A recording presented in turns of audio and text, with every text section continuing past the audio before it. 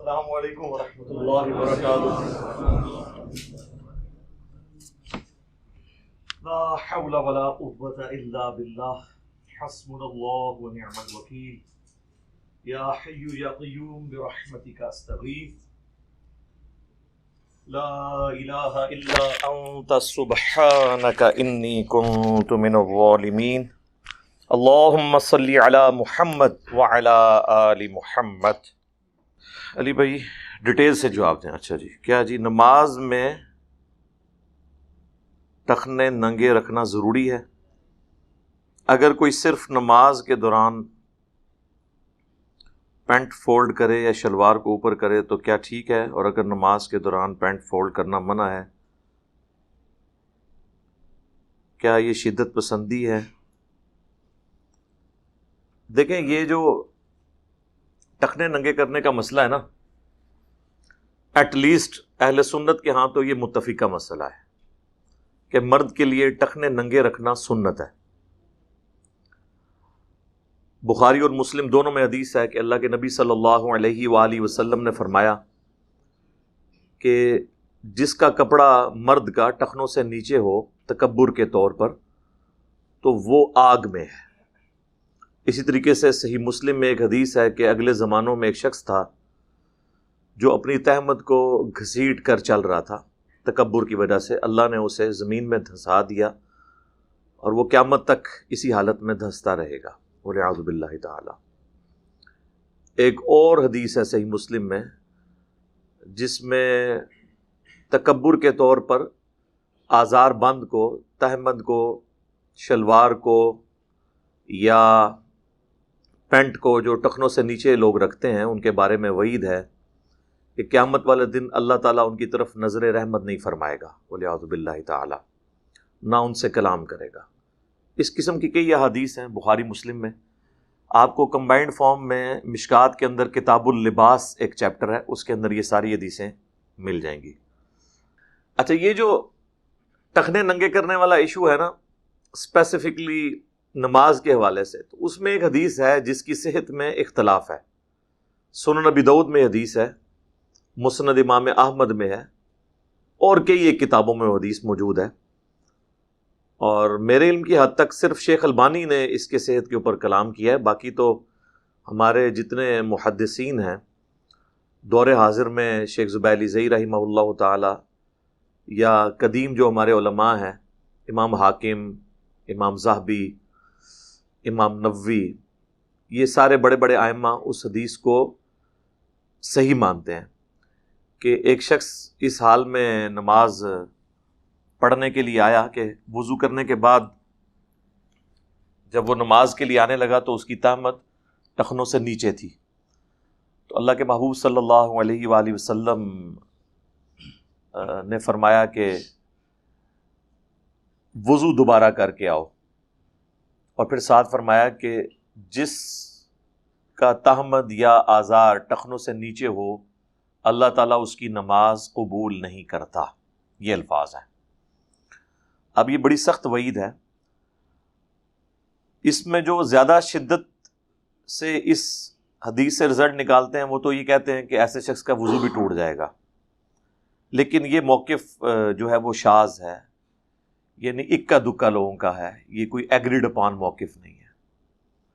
باقی لوگ کہتے ہیں کہ وضو توڑنے والی چیزوں میں یہ نہیں آتی، بلکہ یہ نبی صلی اللہ علیہ وآلہ وسلم نے تنبیہ کے طور پر، جیسے ہم کسی کو جب کوئی تھوڑی بہت سزا دینی ہو تو اٹھک بیٹھک کرواتے ہیں، اس لیے اس کا وضو دوبارہ کروایا۔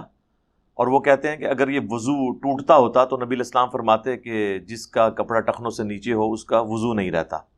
آپ نے فرمایا کہ اس کی نماز نہیں ہوتی، تو اس کو نماز کی حد تک ہی رہنے دیں۔ وضو دوبارہ جو شخص کرے وہ بہتر ہے، اسے کروایا جائے تاکہ اسے اس کی سختی فیل ہو۔ نماز کے حوالے سے دیوبند بھی اور بریلوی بھی دونوں اس چیز کے قائل ہیں کہ ٹخنے ننگے ہونے چاہیے، سنت ہے۔ لیکن بریلویوں کا موقف یہ ہے کہ ٹخنے اگر ننگے نہ بھی ہوں نماز ہو جائے گی، مکروہ تنزیہی ہے، یعنی یہ چھوٹا مکروہ ہے جس پہ گناہ کا فتویٰ نہیں لگتا۔ بہتر یہ ہے کہ ٹخنے ننگے رکھے جائیں. لیکن یہ وہ سٹیٹمنٹ ہے جو ان کی جوڈیشری کی سٹیٹمنٹ ہے. پبلک کو جو انہوں نے کہانی کرائی ہوئی ہے نا، وہ یہ ہے کہ یہ ٹخنے ننگے رکھنا یہ وہابیوں کا طریقہ ہے، دیوبندیوں کا طریقہ ہے، بریلویوں نے یعنی یہ پٹی پڑھا دی. دیوبندی اور اہل حدیث دونوں کو کمبائنڈ طور پہ یہ وہابی کہتے ہیں. لیکن کتابوں میں یہی ہے کہ ٹخنے ننگے ہوں. خود الیاس قادری صاحب، یہ جو سبز پگڑی والی جماعت جو اب رنگ برنگی پگڑیوں میں کنورٹ ہو چکی ہے، ان کے جتنے ممبرز ہیں ان کو تاکید ہے کہ وہ ٹخنے ننگے رکھیں. میں خود بھی اس جماعت میں رہا ہوں. ہم لوگ اس زمانے میں بھی ٹخنے ننگے رکھتے تھے، لیکن عموماً جو بریلوی ہیں وہ ٹخنے ننگے نہیں رکھتے. کئی تو علماء بھی اسی حالت میں نماز پڑھا دیتے ہیں، اور وہ کہتے ہیں کہ جی افضلیت غیر افضلیت کا مسئلہ ہے. پھر ایک اور کہانی یہ بھی ان کو کرائی گئی ہے جو کسی حد تک درست تھی، لیکن اس کو امپلیمنٹ انہوں نے غلط کیا. صحیح بخاری میں حدیث ہے، مسلم میں بھی ہے، کہ نبی علیہ السلام نے نمازی کو کپڑے اور بال سمیٹنے سے منع کیا ہے کہ کوئی بالوں کا جوڑا کر کے نماز نہیں پڑھ سکتا. اگر کسی کے بہت گھنے بال ہیں نا تو ویسے وہ جوڑا کر کے رکھ سکتا ہے، لیکن نماز کے لیے اسے بالوں کو کھولنا ہوگا. اسی طریقے سے اگر اس نے کوئی آستین چڑھائی ہوئی ہے، اس کو بھی واپس کرنا ہوگا نارمل حالت میں. تو اس کی بنیاد پہ وہ کف صوف کا ایشو ڈرائیو کرتے ہیں، یعنی کپڑے کو موڑنا. کف صوف، یہ کف عربی کا لفظ ہے. تو کف صوف کا ایشو وہ کہتے ہیں کہ اگر کوئی شخص یعنی اس کو موڑ دیتا ہے نا کپڑے کو یا اکٹھا کرتا ہے تو یہ چونکہ منع ہے. اب اگر کسی کی پینٹ یا شلوار ٹخنوں سے نیچے ہے تو وہ کہتے ہیں آپ کو فولڈ کرنے کی، نیچے اس کے جو پانچے ہیں وہ موڑنے کی اجازت نہیں ہے. ایون وہ کہتے ہیں کہ یہاں سے بھی، یہ بریلویوں کی میں بات کر رہا ہوں، یہاں سے بھی جو ایسے کر کے فولڈ کرتے ہیں نا شلوار کو اوپر، وہ کہتے ہیں یہ منع ہے. شلوار اگر اوپر کرنی ہے تو پوری کھینچ کے اوپر کریں، کیونکہ کف صوف میں یہ چیز آ جائے گی. اسی طریقے سے پینٹ کرنی ہے تو پینٹ تو اوپر کھینچی نہیں سکتی، اس کا تو پہلے ہی پورا سا آسن ہوتا ہے. تو پھر جب ان سے پوچھا جائے کہ اگر ہم نیچے سے ٹخنے موڑ لیں، اس کے پانچے موڑ لیں ٹخنوں کو ننگا کرنے کے لیے پینٹ کے، تو وہ کہتے ہیں جی یہ تو کف صوف کا مسئلہ آ جائے گا اور یہ بڑا گناہ ہے، یہ مکروہ تحریمی ہے. ٹخنے ڈھانپ کے رکھنا یہ مکروہ تنزیہی ہے، چھوٹا مکروہ، اور کپڑے کو موڑنا یہ بڑا مکروہ ہے. اب دونوں جو مکروہ ہیں ان میں سے ایک سے بچنا، بیک وقت ایک ہی سے بچا جا سکتا ہے، تو وہ کہتے ہیں بہتر یہ ہے کہ آپ کپڑے فولڈ نہ کریں، اس کو نیچے رہنے دیں تاکہ آپ بڑے گناہ سے بچ جائیں.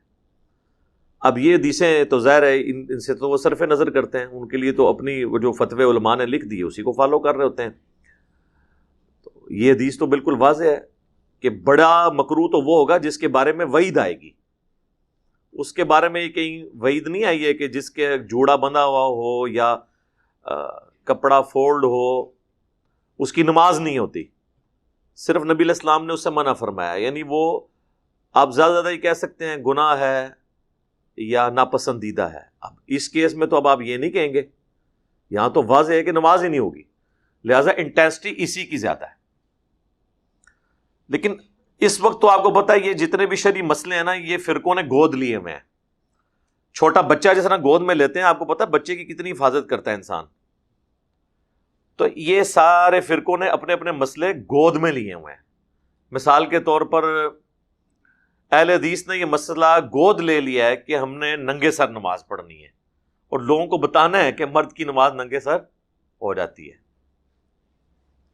اور اگر ٹوپی بھی رکھنی ہے تو ہم نے اس کو ادھر رکھنا ہے اور بال آگے چھوڑنے ہیں تاکہ پتہ چلے کہ یہ اہل حدیث نے ٹوپی پہنی ہوئی ہے.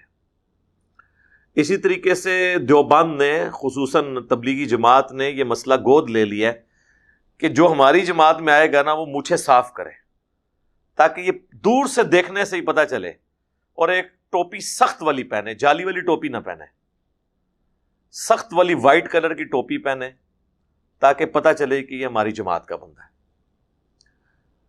اور بریلوی جو ہیں وہ ان کا سارا زور پگڑی کے اوپر ہوگا.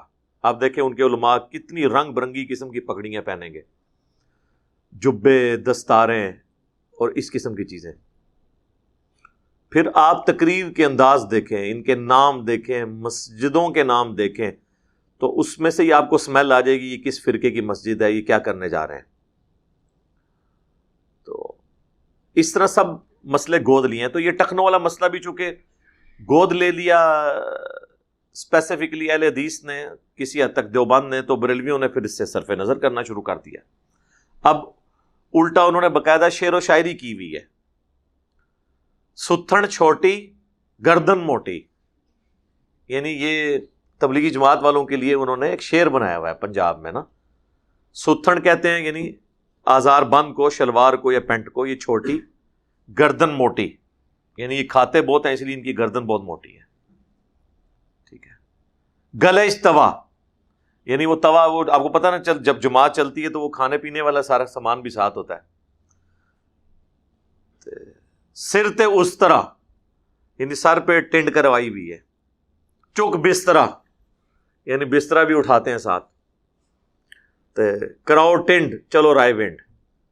تو اس طرح پوری انہوں نے یعنی اپنا حلق کروا کے آپ رائے ونڈ پہنچے. تو اس طرح نشانی بنا دی. اور یہ آپ کو بتاؤں، یہ شعر و شاعری یا چند ایک سلوگنز یہ اتنے خطرناک ہوتے ہیں کہ بعض اوقات اگر سنت کے اگینسٹ یہ سلوگن پبلک میں عام کر دیے جائیں نا تو لوگ سنت کو جان بوجھ کے چھوڑ دیتے ہیں اس گالی سے بچنے کے لیے. جس طرح رفع الیدین کو پریکٹیکلی یہاں پہ حنفیوں نے گالی بنا دیا کہ یہ مکھیاں مارتے ہیں نعوذ باللہ، یا وہ بت رکھ کے آتے تھے تو اس لیے وہ رفع الیدین ہوتا تھا.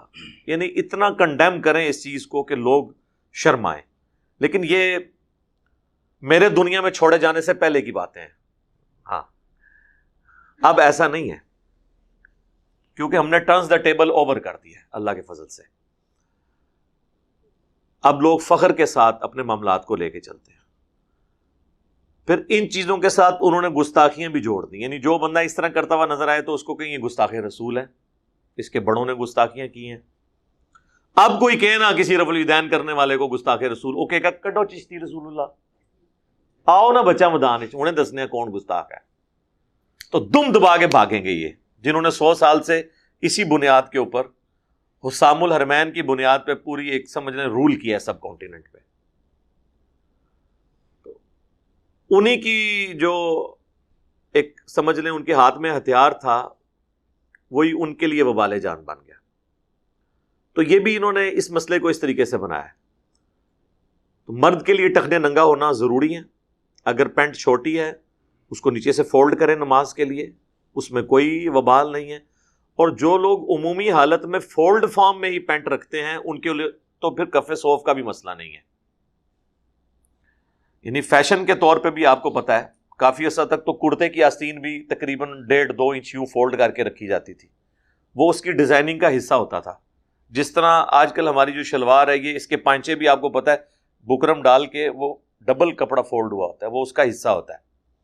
اسی طریقے سے ایک بندے نے پرماننٹلی پینٹ فولڈ کی ہوئی ہے. یعنی ایون ڈریس پینٹ بھی آپ دیکھیں وہ بھی اینڈ سے تو فولڈ ہوئی ہوتی ہے نا، تھوڑی سی اس کی وہ کریز بنائی ہوئی ہوتی ہے. تو وہ اس کی بلٹ ان اس ڈیزائن کا حصہ ہے. یہ کف صوف میں نہیں آئے گا. اگر کوئی شخص نے وہ فولڈ کر کے بھی ٹخنوں سے نیچے رہتا ہے تو کم از کم نماز کی حالت میں وہ ٹخنے ننگے رکھے. لیکن ہم اس کی ترغیب دلاتے ہیں کہ عام حالت میں بھی مرد کے لیے ٹخنے ننگے ہونے چاہیے.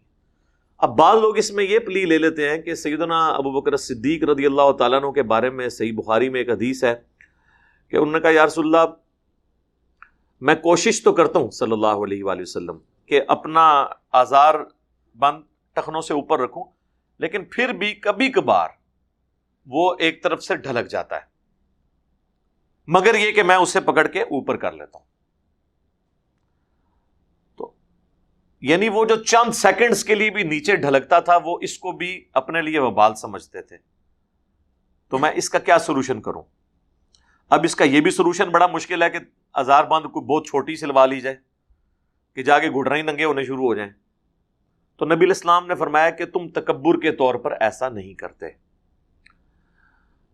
یہ حضرت ابو بکر صدیق رضی اللہ تعالیٰ عنہ کی فضیلت میں حدیث لی ہے حضرت امام بخاری نے یہ بتانے کے لیے کہ تکبر سے آزاد ہونے کی گارنٹی سیدنا ابو بکر صدیق رضی اللہ تعالیٰ عنہ علیہ السلام کو نبی علیہ السلام نے دی ہے۔ پھر امام بخاری نے یہ حدیث کتاب اللباس میں لی اور اس میں انہوں نے چیپٹر کی ہیڈنگ باندھی کہ اگر تکبر نہ ہو تو کپڑے کا ڈھلک جانا کیسا، اور اس سے یہ حدیث لی ہے، جس کی وجہ سے غامدی صاحب اور باقی لوگوں کا یہ موقف ہے کہ اگر تکبر نہ ہو، ایون غامدی صاحب کا نہیں، پرانے اسلاف میں بھی امام نووی جو ہیں جنہوں نے ریاض الصالحین لکھی ہے 676 ہجری میں فوت ہوئے، آج سے آلموسٹ 800 سال پہلے، ان کا بھی یہی موقف ہے کہ اگر تکبر نہ ہو اور کسی کا کپڑا ٹخنوں سے نیچے ہو تو اس میں کوئی گرفت نہیں ہے۔ لیکن ابو داؤد میں ایک اور حدیث ہے جس میں نبی علیہ السلام نے فرمایا کپڑوں کا ٹخنوں سے نیچے ہونا ہی تکبر ہے۔ تو تکبر کی ڈیفینیشن نبی علیہ السلام نے خود کر دی ہے، اب اس میں بھاگنے کی گنجائش نہیں ہے۔ دوسرا، سیدنا ابو بکر صدیق رضی اللہ تعالیٰ عنہ نے حضور علیہ السلام سے یہ نہیں کہا کہ میں ٹخنوں سے نیچے کپڑا رکھتا ہوں، وہ کہتے ہیں میں کوشش کرتا ہوں کہ اوپر رہے، بعض اوقات تھوڑی دیر کے لیے، جس طرح کہ مطلب ان کے سیرت کی کتابوں میں ملتا ہے کہ ان کا پیٹ تھوڑا بڑھ گیا تھا، اس کی وجہ سے سلپ ہو جاتی تھی کبھی تامن، مگر یہ کہ میں اس کو کنٹرول کر لیتا ہوں۔ انہوں نے یہ نہیں کہا کہ میں رکھتے ہی نیچے ہوں، یہ تو چیز ہی کوئی اور ہے، اس سے یہ کہنا کہ وہ نیچے رکھتے تھے تو بالکل غلط ہے۔ انہوں نے تو اس میں کہا ہے مگر یہ کہ میں اسے سنبھال کے اوپر کر لیتا ہوں، پھر بھی اگر تھوڑے لمحے کے لیے بھی چلی جائے اس پہ تو میرے پہ گرفت نہیں ہوگی، یعنی اتنا تقوی کا لیول۔ تو آپ فرمایا کہ تم وہ جو نیچے ہوتا ہے نا، وہ تم تکبر کے طور پہ نہیں کرتے، یعنی وہ خود بخود ہوتا ہے۔ یہ تو حضور نے نہیں کہا کہ بھی نیچے ہی رکھ لے، بار بار اتنے ہی نہ کرنا پوے۔ اچھا، یہ سارے مسئلے مردوں کے لیے ہیں، عورت کے لیے ضروری ہے کہ وہ ٹخنوں سے نیچا رکھے۔ حتیٰ کہ ابو داؤد میں حدیث ہے کہ ایک عورت تھی تو اس نے کہا کہ میں جب مدینہ شریف میں اس طرح چل کے مسجد تک آتی ہوں تو ہزار بند جو نیچے ہوتا ہے وہ زمین کے ساتھ رگڑ کھاتا ہے، تو وہ پاکی ناپاکی کا ایشو رہتا ہے۔ تو نبی علیہ السلام نے فرمایا کہ جب تم کسی اس طرح ناپاک جگہ سے گزرتی ہو، اس کے بعد کوئی پاک جگہ بھی آتی ہے، انہوں نے کہا آتی ہے، یعنی مٹی، پہلے کسی گندی جگہ کی مٹی لگی، لیکن یہ گیلی مٹی کی بات نہیں ہو رہی، خشک، اس کے بعد پاک جگہ کی مٹی لگی، تو آپ نے فرمایا جو بعد والی مٹی جو اس کو لگتی ہے وہ اسے پاک کر دیتی ہے، اس کو اوپر کرنے کی اجازت نہیں دی آپ نے عورت کے لیے۔ ٹھیک ہے، باقی ایک ضعیف روایت ہے کہ جس میں کہ اگر کسی کے پاؤں ننگے ہوں اس عورت کی نماز نہیں ہوتی، وہ روایت بھی ضعیف ہے، ابو داؤد کے اندر وہ موجود ہے، مشکات میں بھی موجود ہے، وہ صحیح روایت نہیں ہے، کیونکہ بعض اوقات عرب کی جو عورتیں ہیں وہ مسجد نبوی میں، بیت اللہ شریف میں جو ڈیوٹی پہ مامور ہیں، تو وہ پاؤں بھی ڈھمپوا رہی ہوتی ہیں نماز کے دوران۔ پاؤں پورا ڈھانپنا عورت کے لیے ضروری نہیں ہے، ٹخنے ننگے نہیں ہونے چاہیے، لیکن وہ عرب کے لوگ ذرا سختی کرتے ہیں، وہ کہتے ہیں جی پاؤں بھی عورت کا نظر نہ آئے۔ بلکہ وہاں تو آپ نے دیکھا جو ڈیوٹی پہ گیٹس پہ عورتیں بیٹھی ہوتی ہیں انہوں نے تو ہاتھ میں بھی دستانے وہ کالے پہنے ہوتے ہیں، حالانکہ یہ کلائی سے لے کے آنورڈ یا ٹخنوں سے نیچے ان جگہوں کا پردہ نہیں ہے شریعت کے اندر، یہ ایگریڈ اپون مسئلہ ہے، بل بعض لوگ غلوب بھی کرتے ہیں۔ تو سیدنا ابو بکر صدیق رضی اللہ تعالیٰ عنہ کی اس بات سے آپ پلی نہیں لے سکتے، کیونکہ ابو داؤد میں واضح حدیث ہے ٹخنوں سے کپڑا نیچے کرنا ہی تکبر ہے۔ یہ تکبر کیوں ہے؟ اگلے زمانوں کے اندر بادشاہ جو ہیں وہ بڑے بڑے لباس پہنا کرتے تھے، لباس ظاہر ایک مہنگا آئٹم ہوتا تھا، پھر بادشاہوں کے لباس تو آپ کو پتہ ہے، تو وہ اپنا روب ڈالنے کے لیے اپنی رعایا کے اوپر بڑی بڑی گونے پہنتے تھے جو پیچھے لٹک رہی ہوتی تھی، زمین سے وہ ربڑتی ہوئی جس کو کہتے ہیں رگڑ کھاتی ہوئی آتی تھی، جن کی بہت لمبی ہوتی تھی، وہ پیچھے سے لوگ کھڑے ہوئے ہوتے تھے یوں کر کے، اس کو 8-8 10-10 بندوں نے ان کا وہ گون اٹھایا ہوتا تھا، ان کو کہا جاتا تھا ٹیل کیریئر، یعنی اس کی جو دم نکلی ہوئی ہے اس کو کیری کرنے والے، اسی کی ایبریویشن ہے ٹی سی، ٹیل کیریئر، کہتے ہیں ٹی سی کردہ ہے خوش آمدی، وہ سارے ٹی سی کرنے والے لوگ ہوتے تھے، ٹیل کیریئر۔ تو یہ چونکہ ایک تکبر کی علامت رہی ہے، آج کے دور میں شاید یہ obsolete ہو چکی بھی ہے، لیکن حکم اس کا اب بھی باقی ہے، کیونکہ نبی علیہ السلام نے کہہ دیا کہ یہ ہے ہی تکبر ہے، لہذا اس سے آپ نے بچنا ہے۔ اس پہ میری ویسے ڈیٹیل ویڈیوز آلریڈی ریکارڈڈ ہیں، کافی دیر اس کے اوپر لگا دی ہے کیونکہ یہ مسئلہ بہت لوگ پوچھتے ہیں، تو میں نے کہا چلیں اب ظاہر ہے میں نے وہ رٹی رٹائی باتیں تو نہیں، جو بھی اللہ تعالیٰ دماغ میں ڈال دیتا ہے، شرح صدر کرتا ہے، وہ میں بیان کر دیتا ہوں۔ ایک حدیث بڑی رکت انگیز ہے صحیح بخاری کے اندر۔ سیدنا عمر کو آپ کو پتہ ہے صحیح بخاری میں ان کی شہادت کا واقعہ بڑی تفصیل کے ساتھ آیا ہے، کئی صفحوں میں پھیلی ہوئی حدیث ہے۔ ان کو جب زخم لگا تو 2-3 دن کے بعد جو طبیب تھے، ڈاکٹرز، انہوں نے بتا دیا کہ آپ نہیں بچ پائیں گے، کیونکہ معدہ اتنا کٹ گیا تھا کہ جو چیز بھی وہ کھاتے تھے وہ نکل جاتی تھی، اور سخت تکلیف کے عالم میں تھے۔ جب تھوڑی بہت ہوش آتی تھی تو وہ نماز کے بارے میں پوچھتے تھے، اور پھر ساتھ فرماتے تھے نماز کے بغیر بندہ کس کام کا۔ تو اسی دوران لوگ ان کی آپ سمجھ لیں عیادت کے لیے، کیا آخری زیارت کے لیے آ رہے تھے، ابھی تو مطلب سانسیں تو چل رہی تھیں، لیکن ظاہر لوگوں کو پتہ چل گیا کہ اب یہ بچیں گے نہیں۔ تو جس طرح یہاں پہ بھی ہوتا ہے جب کسی بوڑھے بندے کا آخری وقت قریب آتا ہے یا ڈاکٹر جواب دے دیتے ہیں تو اس کے رشتہ دار آ کے ملنا شروع کر دیتے ہیں اس کو، تو لوگ آ کے ملتے تھے، ان کی پاس کھڑے ہو کے ان کی تعریف بیان کرتے تھے۔ جب لوگ ان کی تعریف بیان کرتے تو حضرت عبداللہ ابن عباس نے کہا کہ آپ کی وجہ سے اللہ نے اسلام کو اتنی عزت دی۔ انہوں نے کہا کہ میری تو خواہش ہے کہ میری نیکیاں اور گناہ برابر ہو جائیں، میں برابر بھی چھوٹ جاؤں، تو یہ بھی بہت بڑی سعادت ہے میرے لیے۔ یعنی آپ اندازہ کریں ایک شریف آدمی کتنا اللہ سے ڈرنے والا ہوتا ہے۔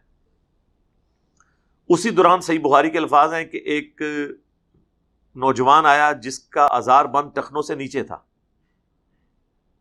تو جب وہ واپس جانے لگا نا تو سیدنا عمر نے اسے مخاطب کر کے کہا کہ بیٹا اپنی ازار کو اوپر کر لو، یوں تمہارے کپڑے بھی پاک رہیں گے اور یہ تمہارے رب کی خوشنودی کا باعث ہے۔ اب یہ ایشو اتنا کریٹیکل ہے کہ سیدنا عمر مرض الموت میں ہے، سخت تکلیف میں ہے، اس حالت میں بھی انہوں نے اس نوجوان کو اس معاملے پہ ٹوکا۔ اگر یہ ہلکا معاملہ ہوتا تو وہ جانے دیتے۔ جو بندہ اتنی تکلیف میں بیٹھا ہو نا، وہ چھوٹے موٹے معاملات کو نہیں باردر کرتا کہ اس نے ننگے سر نماز کیوں پڑھی ہے، ٹھیک ہے، اس نے جو ہے وہ سرخ رنگ کا کرتا کیوں پہنا ہوا ہے۔ یہ چھوٹی موٹی باتیں مولوی نکالتے رہتے ہیں نا باتیں۔ اتنی تکلیف میں ایک کریٹیکل ایشو، انہوں نے کہا یہ تمہارے رب کی خوشنودی کا باعث ہے اور یوں تمہارے کپڑے بھی پاک ہوں گے، اے نوجوان اپنے تہمت کو اوپر کر لو۔ تو میرا خیال ہے یہ حدیث کافی ہے یہ چیز بتانے کے لیے کہ اس کی انٹینسٹی، اس کی سختی شریعت کے اندر کتنی زیادہ ہے مرد کے لیے کہ اس کے ٹخنے ننگے ہوں۔ ڈاکٹر ذاکر نائک نے آج سے تقریباً کوئی 15-20 سال پہلے ایک لیکچر دیا تھا انگلش میں، if label shows your intent wear it. اگر گیٹ اپ یا لیبل یہ بتائے کہ آپ کس کمیونٹی سے تعلق رکھتے ہیں تو اس کو اڈاپٹ کریں۔ تو اس میں انہوں نے کہا تھا کہ مسلمان مرد کی 2 نشانیاں ہیں، نمبر 1 ٹخنوں کا ننگا ہونا، اور نمبر 2 سر کا ڈھانپ کر رکھنا، چاہے ٹوپی کے ذریعے ہو، چاہے رومال کے ذریعے، پگڑی کے ذریعے، یہ ایک مسلمان کی نشانی ہے۔ لیکن اس میں بھی سر کا ڈھانپنا گناہ کے لیول کی چیز نہیں ہے، ننگے سر ہونا، لیکن ٹخنوں والا مسئلہ جو ہے یہ سخت ہے۔ آپ دیکھ لیں ڈاکٹر ذاکر نائک سے زیادہ کس کا ایکسپوئر ہے انٹرنیشنل لیول پہ، دنیا کے کس ملک میں وہ نہیں گئے ہیں، لیکن انہوں نے کبھی بھی آر محسوس نہیں کیا۔ ان کی پینٹ بھی ٹخنوں سے اوپر ہوتی ہے، تو کوئی فرق پڑ جاتا ہے۔ لوگ سمجھتے ہیں کہ، اور یہ ہمیں پڑھایا بھی جاتا ہے کہ اچھی جوتی، اچھے کپڑوں سے کسی کی عزت ہوگی۔ اچھے کپڑے، اچھی جوتی سے اگر کسی کی عزت ہوتی ہو تو پھر سب لوگ ہی عزت کمال ہیں۔ آپ کی عزت آپ کے ٹیلنٹ کی وجہ سے ہوگی، آپ کنٹریبیوٹ کیا کر رہے ہیں، چاہے آپ سادہ کپڑوں میں بھی ہیں، اس سے کوئی فرق نہیں پڑتا۔ اور نہ کسی سے شرم محسوس کرنی چاہیے سنت پر چلنے کے اعتبار سے۔ کوشش کریں کہ سنت پہ عمل کریں۔ بہرحال پھر بھی اگر کوئی بہت زیادہ ہی کسی کے لیے مسئلہ خراب ہے تو نماز کی حالت میں کم از کم وہ ٹخنوں سے اوپر کر لے، اور اس حالت میں شلوار اگر وہ یہاں سے فولڈ بھی کرتا ہے نیچے سے یا اوپر سے تو اس کے اوپر کوئی شرعی گرفت نہیں ہوگی، کیونکہ یہ اب مسئلہ فرقہ واریت سے جڑا ہوا ہے، اس لیے وہ آپ کو پٹیاں تو بڑے لوگ پڑھائیں گے۔ مفتی اکمل صاحب نے بھی اس کے اوپر بڑا کلام کیا اور بڑا سمجھایا، اور اس میں اس حد تک انہوں نے غلو کیا کہ وہ کہنے لگے کہ دیکھیں کوئی اللہ تعالیٰ کو یہ پسند نہیں ہے کہ آپ کے ٹخنے ننگے ہوں، ورنہ تو موزہ اور جراب پہننے کے اوپر بھی پابندی ہوتی۔ یہ آپ کس کو بات بتا رہے ہیں؟ رسول اللہ کو بتا رہے ہیں نا، کہ آپ ہمیں ترغیب نہ دلائیں ٹخنوں کے ننگا کرنے کی، اور اس میں آپ مثال دے رہے ہیں اس کی جراب کی اور موزوں کی، تو یہ مثال بالکل غلط ہے۔ نبی علیہ السلام نے فرمایا کہ کسی مرد کے لیے یہ ناپسندیدہ چیز ہے کہ اس کی آزار بند ٹخنوں سے نیچے لٹک رہی ہو۔ تو جراب کیا اوپر سے نیچے لٹک رہی ہوتی ہے یا پاؤں پہ پہنی جاتی ہے؟ موزے پاؤں میں پہنے جاتے ہیں، یہ اوپر سے باندھ کے لٹک نہیں رہے ہوتے۔ تو یہ دو بالکل ڈیفرنٹ چیزوں کو مکس کر کے ایک سنت کی نفرت دل کے اندر ڈالنا اور کہنا جی ٹخنے ننگے۔ ٹخنے ننگوں سے مراد ہم یہ لیتے ہیں کہ جو آپ نے آزار بند باندھی ہوئی ہے وہ ٹخنوں سے نیچے لٹک نہ رہی ہو، ٹخنوں کو اس نے ڈھانپا ہوا نہ ہو، آزار بند نے۔ یہ جرابوں اور موزوں کے لیے ہم بات نہیں کر رہے ہوتے، لیکن اب جب انہوں نے نفرت پیدا کرنی ہے تو اس میں اس قسم کے چٹکلے چھوڑ دیں گے۔ اس لیے میں کہتا ہوں کہ اکثر علماء نے داڑیاں رکھی نہیں ہوئی ہیں، داڑیاں لٹکائی ہوئی ہیں، یعنی وہ ایک گیٹ اپ دینداری کا اڈاپٹ کیا ہوا ہے، اندر سے وہ اپنے فرقے کے دائی ہیں، نبی علیہ السلام کے سنت پہ عامل نہیں ہیں، اور اس امام میں سارے ننگے ہیں۔ میں آپ کو بتاؤں آج بریلوی اگر اناؤنسمنٹ کر دینا کہ کل سے ہم ننگے سر نماز پڑھیں گے، آپ دیکھیں گے اہل حدیثوں نے پگڑیاں باندھ لینی ہیں۔ ہاں ویسے ان کو پتہ ہے پگڑی سنت ہے، جب ان کے حنفیوں سے مناظرے ہوتے ہیں تو یہ پھر مسلم شریف کی وہ حدیث پیش کرتے ہیں کہ نبی علیہ السلام نے جو ہے وہ پگڑی کے اوپر مسح کیا، تو اس سے صرف پگڑی کا مسح ثابت نہیں ہوتا، پگڑی پہننا بھی ثابت ہوتی ہے۔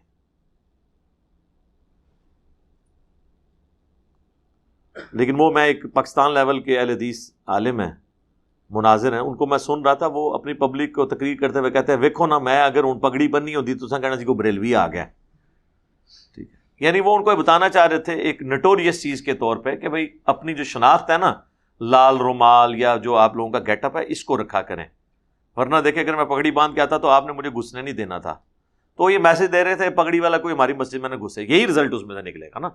اب جب یہ باتیں کرتے ہیں کہتے ہیں کہ وہ جملہ جو بولا ہے اس میں یہ انہوں نے کوئی نہیں کہا تھا، جملے میں جو کچھ نہیں کہا ہوتا نا وہی تو ہم ایکسپلور کرتے ہیں، اور اسی سے دنیا میں چینج آئی ہے۔ وہ نہ کہنے میں نا قیامت مضمر ہوتی ہے، باتیں اشارتاً کی جاتی ہیں لیکن اس کے اندر سے جو چیز نکل رہی ہوتی ہے نا وہ بہت گہری ہوتی ہے۔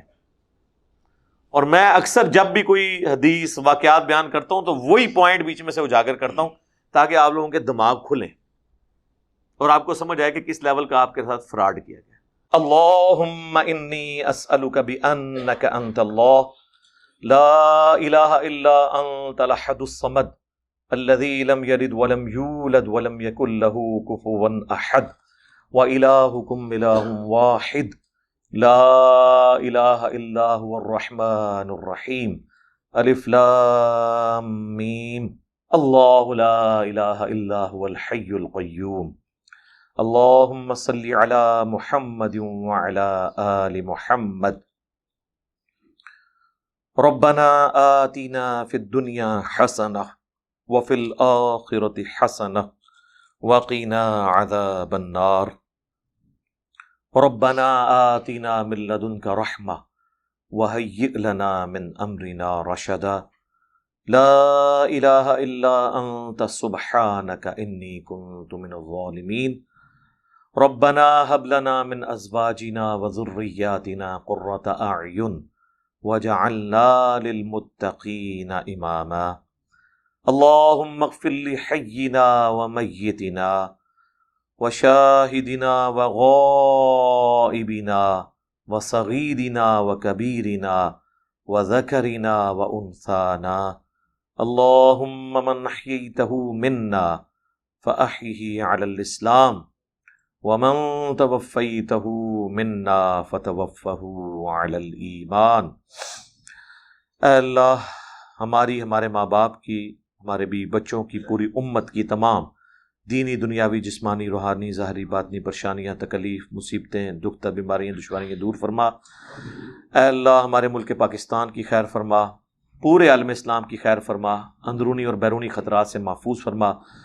اے اللہ، پاکستان میں، انڈیا میں، افغانستان میں، فلسطین میں، کشمیر میں، چائنا میں، عراق میں، شام میں، جہاں جہاں مسلمان پس رہے ہیں، اے اللہ مشکل زندگی گزار رہے ہیں، اے اللہ غیب سے ان کی مدد فرما۔ حاضرین کے دلوں میں جو جو نیک اور جائز دعائیں ہیں قبول فرما۔ حاضرین کے جو بھی چھوٹے بڑے رشتہ دار فوت ہو چکے، اے اللہ ان کی مغفرت فرما۔ اے اللہ، ہمارے ماں باپ کی اور پوری امت کی، ہمارے بیوی بچوں کی تمام دلی جائز دعاؤں کو اپنی بارگاہ میں قبول و منظور فرما۔ اے اللہ، جن جن بھلائیوں کا سوال تیرے محبوب علیہ السلام نے کیا، ہم تمام مسلمانوں کے حق میں ان چیزوں کو قبول و منظور فرما، اور جن جن چیزوں کے شر سے تیرے محبوب علیہ السلام نے تیری پناہ طلب کی، ہم تمام مسلمانوں کو ان چیزوں کے شر سے اپنی پناہ عطا فرما۔ سبحان ربک رب العزت عما یصفون وسلام علی المرسلین والحمد للہ رب العالمین، وصلی اللہ علی النبی الکریم وعلی آلہ واصحابہ اجمعین الی یوم الدین۔